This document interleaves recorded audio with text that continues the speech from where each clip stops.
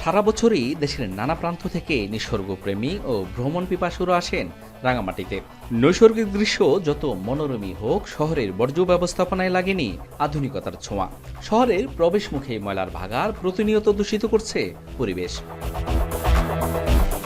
এর সাথে প্রতিনিয়তই যোগ হচ্ছে হাসপাতালের বর্জ্য, আর এসব বর্জ্য মিশেছে কাপ্তাই লেকের পানিতে, যা ভয়াবহ হুমকিতে ফেলছে জীববৈচিত্র্যকে।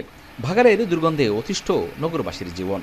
দুপুরেও খেতে পারি না, আর সন্ধ্যেবেলাও খেতে পারি না। একটা মেহমান আসলে বসার জায়গাও দিতে পারি না গন্ধের জন্য। দুর্গন্ধের জন্য পড়ালেখা করতে পারে, বাসা থাকতে পারে, অসুস্থ হয়ে পড়ে খাইতে পারি না ভালো করে। এখানে হাসপাতালের বর্জ্য থেকে আরম্ভ করে শহরের সমস্ত মরা জিনিসগুলো এখানে ফেলা হয়। আমরা চাচ্ছি এখান থেকে যাতে এই ডাম্পিংটা সরানো হয়। পৌর কর্মকর্তা জানান, খুব দ্রুতই ভাগাড়টিকে স্থানান্তর করা হবে। এমনকি ভাগাড়টিতে আধুনিক বর্জ্য ব্যবস্থাপনা নিশ্চিত করে নতুন আয়ের খাত তৈরির পরিকল্পনা রয়েছে। ডাম্পিং করা হচ্ছে, যে মালগুলো ফেলা হচ্ছে বর্জ্য পদার্থ, ওগুলো ডাম্পিং করে তাতে আমরা সার হিসেবে তৈরি করতে পারি, করে বিভিন্ন যে আমরা সাপ্লাই দিতে পারি, তারও কিন্তু কিছু হচ্ছে। এই ডাম্পিং স্টেশনের বিষয়টা আমাদের নজরে এসেছে এবং নাগরিক সমাজ থেকে আমাদেরকে বলা হয়েছে। আমরা জায়গা দেখছি এবং আমাদের যে মাসিক মিটিং সেখানে আলোচনা করছি। একটা ভালো জায়গা পেলে আমরা যত দ্রুত সম্ভব চিন্তা ভাবনা করছি এটা স্থানান্তর করার জন্য।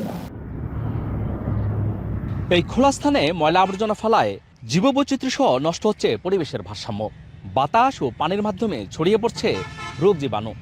তাই পরিবেশ ও জনস্বাস্থ্য সুরক্ষায় আধুনিক বর্জ্য ব্যবস্থাপনা নিশ্চিত করে ময়লার ভাগাড়টি অন্যত্র সরিয়ে নেয়ার দীর্ঘদিনের দাবির দ্রুত বাস্তবায়ন চান রাঙামাটিবাসী। জিয়াউর রহমান জুয়েল, এখন রাঙামাটি।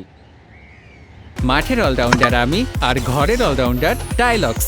টাইলক্স টয়লেট ক্লিনার, ক্লিন মানেই টাইলক্স।